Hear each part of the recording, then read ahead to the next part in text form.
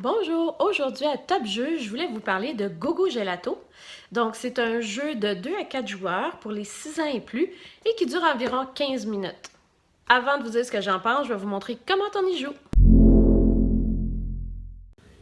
Dans Gogo Gelato, chaque joueur va recevoir 4 cônes, une de couleurs différentes, et 3 boules de crème glacée. Le jeu comporte aussi des cartes avec des motifs différents. Donc, c'est un jeu de vitesse.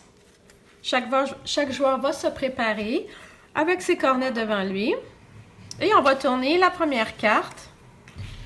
Et le joueur va falloir qu'il réalise ce qui est indiqué sur la carte sans toucher aux boules de crème glacée.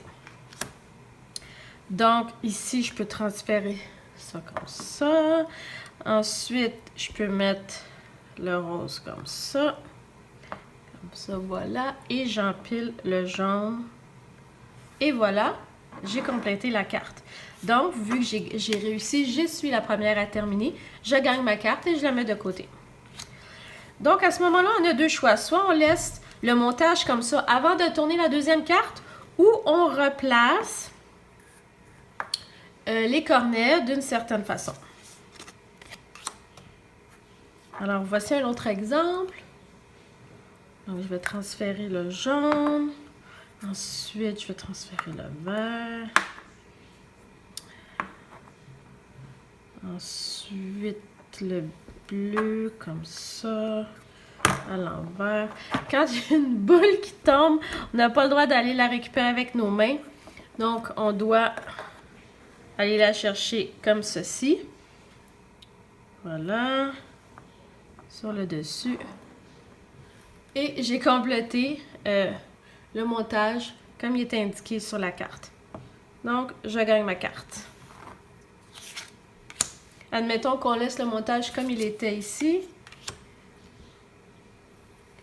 À ce moment-là, je redéfais rapidement. J'ai besoin de la boule rose dans le cornet vert, de la boule jaune dans le cornet bleu. Ensuite, celle-ci va comme ça à l'envers. 1, 2, 3. Et la carte est terminée.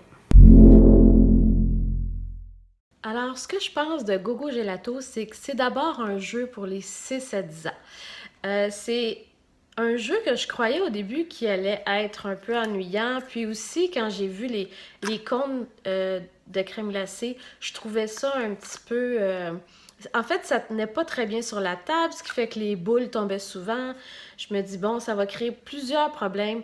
Sauf que ça fonctionne. En fait, je vous ai déjà parlé comment les jeux de vitesse fonctionnent chez nous. Ça va jamais très bien. Par contre, le fait que les cornets sont pas très solides, ça force les plus rapides à ralentir, en fait, puis à aller être plus doux et plus délicats dans leurs actions, ce qui fait que ça donne une chance égale à tous les joueurs. Les pièces sont très belles, les couleurs sont claires pour les jeunes enfants, les boules sont très amusantes, sont en caoutchouc, ça tombe par terre, puis dans le fond, c'est ça qui est amusant. C'est-à-dire que ça devient un jeu un peu, une vraie folie, tout le monde essaie de courir, réussir à faire son cornet à temps, et puis les boules qui tombent partout à terre, c'est très rigolo, on s'amuse beaucoup. J'imagine que c'est un jeu aussi qu'on pourrait jouer seul. On pourrait se donner des petits challenges, puis se mettre un chronomètre, puis calculer en combien de temps on pourrait faire 10 cartes, par exemple. Donc, c'est aussi, je crois, un jeu qui est intéressant pour la réflexion et aussi pour la motricité. Donc, vraiment, je croyais ne pas aimer Gogo Gelato, mais je crois que c'est un bon jeu pour les plus jeunes, par contre.